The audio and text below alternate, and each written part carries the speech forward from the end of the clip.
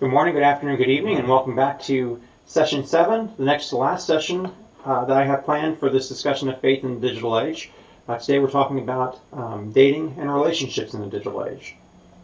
So I was married for 13 years the first time, and so when I was going out in my early 20s, the world was different than it was when all of a sudden in my late 30s I was back into the world of relationships, and part of the big change that had happened was the introduction of online dating platforms like Match or eHarmony and many, many others that are out there. And so I've fortunately I found the right person after that, and I've been remarried for the last several years. But part of this whole thinking about the digital age was also going back and thinking about, well, how do we form relationships? How do we not only form lifelong partnerships like marriage? How do we do things like date? How do we find friends? How do we do all of this? And if you were older, you may have had all these ways in which you met your significant other. You may have met at school. You may have met at work. You may have met in a place like church or a place where you had a common interest. You may have met through a friend where somebody's set you up. You're meeting a friend of a friend on a blind date, or somebody's played matchmaker and said, well, hey, you need to meet the daughter of this person. I mean, there are lots of ways in which our social networks set us up with people who are in the same small pond that we probably swam in. And if you lived in a small community where everybody knew everybody, you knew who all the fish were out there in the sea because it was a smaller sea. But as many of us live in areas where we may live in, like the city I live in Frisco, Texas, which is a suburb of Dallas, people come home, they pull into their garages, the doors go down, and they don't interact necessarily with their neighbors. They don't necessarily interact with the people around them. They may not be engaged in a local community of faith or a various group of anything. They may just be going from work to home, and they're looking for a place where they can meet other people, where they can meet a person who may be in a relationship with them. And so, on the one hand, it's kind of like the difference between the people who you meet, for example, on Facebook or any other social media platform, and the people who you interact with on a day-to-day basis. There's a difference between your real life friends who you have this real close investment with, who you spend time with, who you've done things together with, and people who may just be friends on social media, to where my Facebook friends, where, hey, I have 200 or 300 of you, and I may know you from somewhere, but that relationship may or may not be very close. I have a broader pool, but I have less depth. And one of the things that's different in the midst of the dating relationships that happen now is all of a sudden you've gone from this place where you've met some people, typically in a place where you had a common interest or a common place, and so you at least had a little depth when you would ask a person out on a date or you would start a relationship. And now all of a sudden you're entering into a place where you have that broad pool of people, and you have less depth of any real information or interaction with them. You typically have some pictures, you have, depending on the site. I mean, some sites don't even really have the much description, but you typically have some kind of description of who the person presents themselves as being, and just like we talked about in other times, they're presenting an avatar, they're presenting a picture of who they want to present to the world, and you get this little glimpse into who they are, and you make a judgment based on that little glimpse. Yes or no? Is this a person who I might want to be willing to invest in spending some time to get to know, and spending some time to be close to? Am I willing to take a risk with this person, or no? And it can come down to, in some cases, as much as something like Tinder, where you're swiping left or swiping right, yes or no, based on just, here's that initial picture, yep, or no, not so much. So again, there's a lot of pieces about this that I think are worth leaning into. And I'll be honest, I was not great at dating when I was in my early teens. I probably wasn't great in dating when I was in my 30s. I mean, I think I'm a decent person, and I think a lot of people are, but I think for a lot of people, the whole dating back and forth is very, very hard. But again, as a thinker, as a person who likes to reflect on things, there are definitely some things to think about in this way it's changed our relationships with one another. And even though I did online dating for several years, I ended up meeting the person who I ended up marrying in person. And it was a person who I happened to be in the same conference with, and we connected, and we lived in different cities, but we stayed in touch, and we continued to correspond back and forth. But ultimately, all the investment in the online platforms and everything else didn't end up being where I met that next person. So again, there are lots of good things. With online dating, you do have that broader pool. You're going to meet people who you would never meet otherwise. It is, I think, as we've talked in other places, it's easier to lower your social boundaries a little bit. It's a little bit easier to be a little bit vulnerable because everybody else is sharing a little bit of themselves. You're going and you're entering into a world where everybody else is looking for some of the same things that you are. I mean, we're all looking for that connection. We're all looking for, a person who, whether we can just have a nice dinner with, or whether we can have a relationship with, or whether we're meeting that person who we want to spend the rest of our life with. But we all want that connection. We all want to feel valued and loved and safe. We all want to feel that somebody cares about us.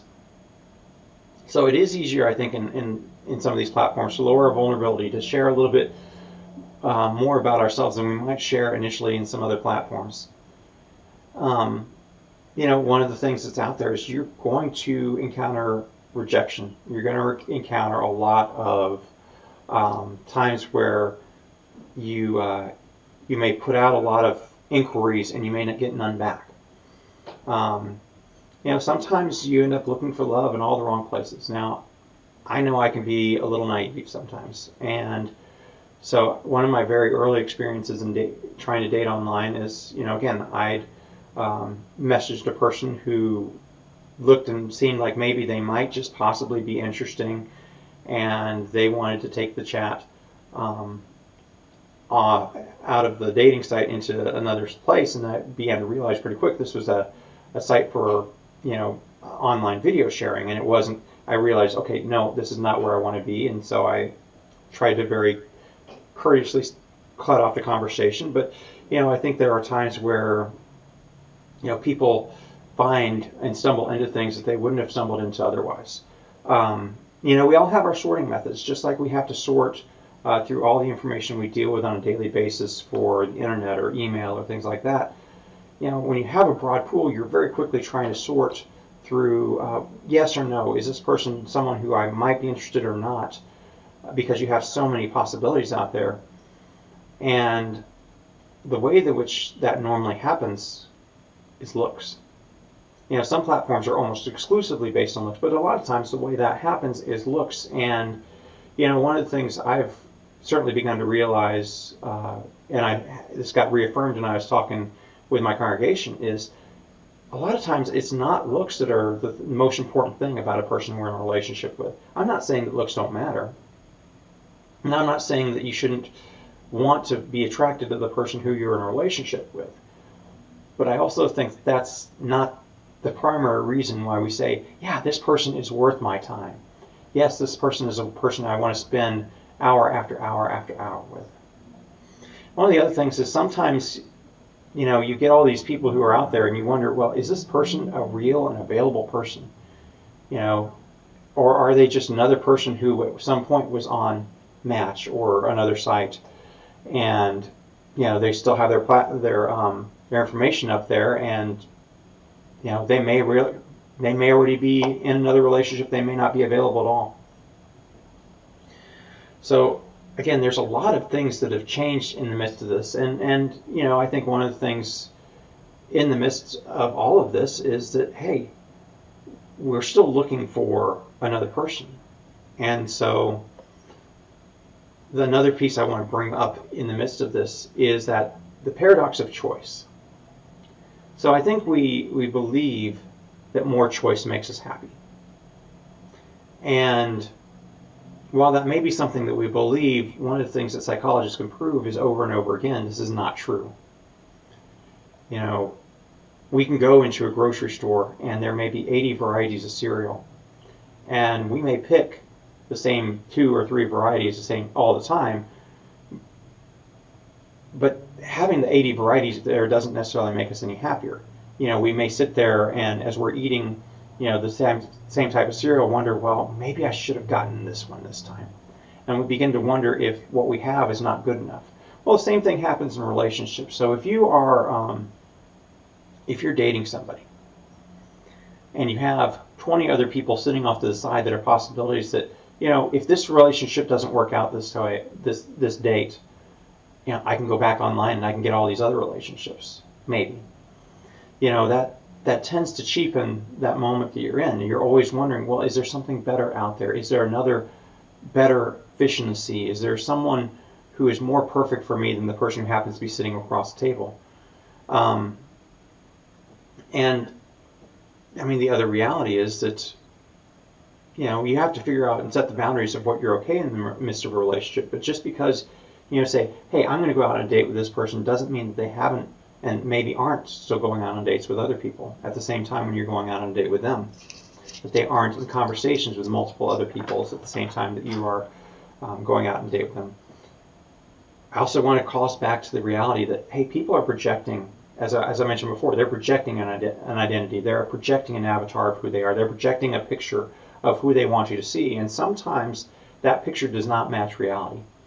Now, sometimes quite really, you know, you see a person's picture online and you meet them in person and you wonder, well, how did this picture match up with the picture that's online? But sometimes it's just the way in which they present themselves, you know. I'm interested in all these things because I'm thinking this is what somebody would want me to really be interested in. Then you meet them and, well, you know, yeah, I've done this once. Well, I think this might be kind of interesting, but it's just the understanding that there is that difference of that picture versus reality, that people are not always honest in their profiles and the way in which they present themselves. You know,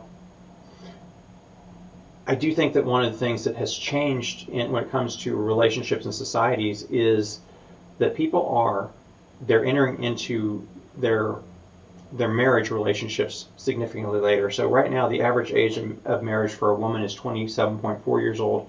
For a man, is 29.5 years old. There are many people who don't get married until well into their 30s or later, and there are many people who never get married.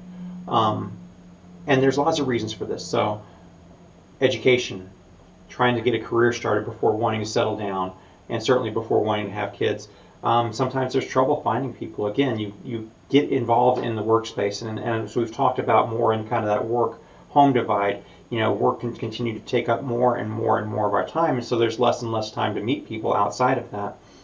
And if you're like me, you know, there are lots of professions where you can't date within your workplace. So, you know, you may spend all of your time with this group of people, and these are all people who you can't be in a relationship with. One of the other things is sometimes, you know, we enter into these relationships with very unrealistic expectations. You know, I'm going to find that person who's going to be my soulmate, that person who completes me, that person who's going to fill up that emptiness that's inside of me.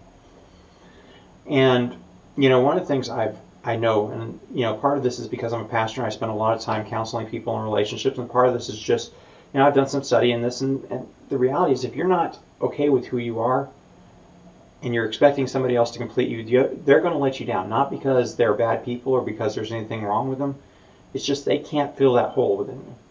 They can't make you happy with who you are. They can't make your life all better. You know, yes, there are going to be times in a relationship where it feels wonderful and you feel loved and you feel valued, and that person may do all kinds of things for you. But they can't make you a whole person. And so I think sometimes we come in with unrealistic expectations of a relationship. You know, this person is always going to be doing stuff for me. This person is always going to be great. This person is always going to be, you know, romantic or whatever. And, you know, anybody who does any work with people with marriages will tell you that, you know, there's always going to come a day where you wake up and you look on the other side of the bed and you think, what was I thinking? Where you wonder, you know, what was it that attracted me? That doesn't mean that stays that way. I mean, the reality is we all work through that. We all have to work at our relationship. We all have to work at love. But, you know, we're not going to be passionately in love with a person 24 hours a day, 7 days a week, 365 days a year for year after year after year. It's not going to happen. Part of it is, we come in sometimes with these unrealistic expectations of, hey, this person is going to be everything I need, and they're not. Doesn't mean that they may not be a good person or a good match even for you. But I think we have to be realistic in what those expectations are. I've also seen lots of times where the internet can interfere with relationships that have been going on for a long time. So, when you enter into a relationship with somebody, and there is trust that has to be built, and there is energy that goes into that relationship, and it has to go into that relationship, but nobody fulfills every single need.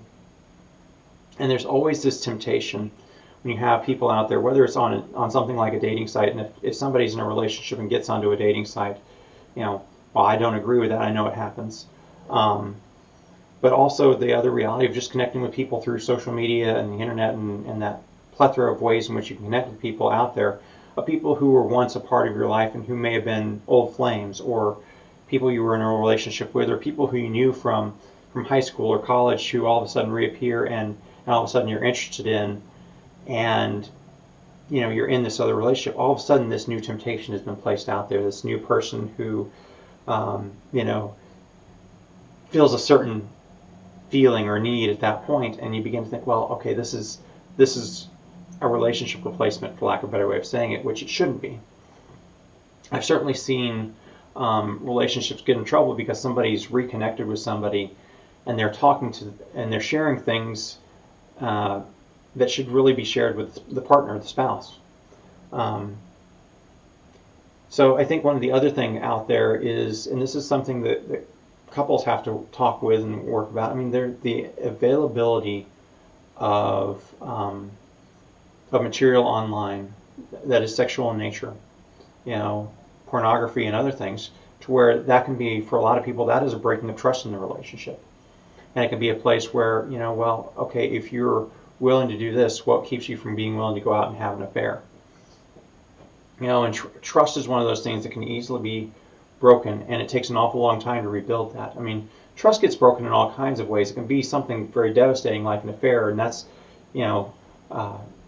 if trust is like a jar full of marbles, that's taking the jar of marbles and throwing it against the wall and letting the marbles go everywhere, and you have to start over again. Other times, trust gets broken in all kinds of little moments where you don't share something that should be shared, or you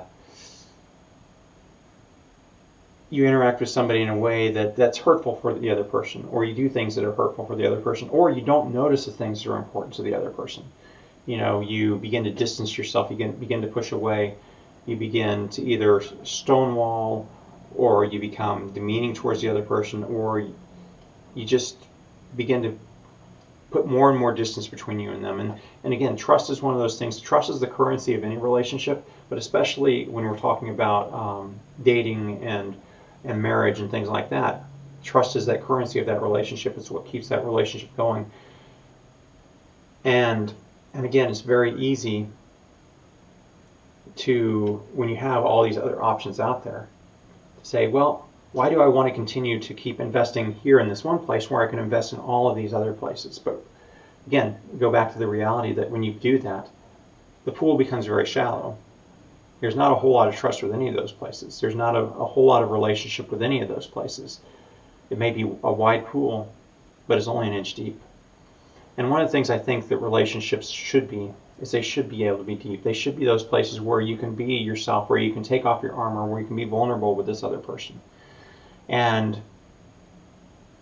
we are all looking for connection. We all want somebody who is going to love and value us and respect us. And again, I think the promise of a lot of these technologies is that here is a broader pool of people who you might be able to find that one person in. I think the danger of it is just the reality that there are so many choices out there. There are so many things going on. There are so many things that you can encounter that may lead you away from that person who might be the right one, who might be a person who you do have that connection with, who you can build that trust with. and who you can be willing to put in the work to make that relationship something that's worthwhile. So again, we're all people who are formed for connection. We're all people who are valued in God's eyes and God's image. We're all people who have worth. I think it's very easy to be in the place where we judge other people on their relationships, or whether they become, we can say, hey, things become too sexual too quick, or whatever. I think we also have to acknowledge the reality that people struggle with this. This is one of those places where people do have to continually try to find their own way as they stumble through. What does it mean to be in a relationship in this time, especially when that time between, when we are feeling like, hey, we want to be in a relationship, and that time where we may be married gets longer and longer because of social expectations of school and career and everything else like that. So again, thank you for listening as we've kind of walked through this. Again, it's touchy territory to talk about the world of dating and relationships. I spend a lot of time working with people in relationships, as couples and as people who are preparing to get married. There's a lot that I share with them in those spaces and those times that I think help try to prepare them for the reality of the hard work that marriage takes, or that a relationship takes, or that it takes to continue to keep in a relationship after trust has been broken. There's a lot of resources out there. There are a lot of things that you can do. And again, for those who are out there and trying to engage the world of dating and trying to figure out and find that right person, again, I wish you all the best as you continue to search, as you continue to try and find this out. But I do encourage you to think about, well, what is it that I'm looking for? Who is it that I am? And what is it I'm looking for in another person? And beyond just the physical appearance. What is it about the people who I've been in relationships before that I valued? And what is it about me that I value? I think that's one of the things to understand going into anything is, who am I? And what am I willing to give up in a relationship, and what am I not? So again, thank you for listening. I hope this has been an interesting progression as we've gone through these different pieces. And I look forward to coming back next week and talking about some of the dangers in the digital age. And that is going to touch on pieces that we've covered in other places, but it's also going to bring in a few new items for discussion too. So again, thank you for watching and have a great week.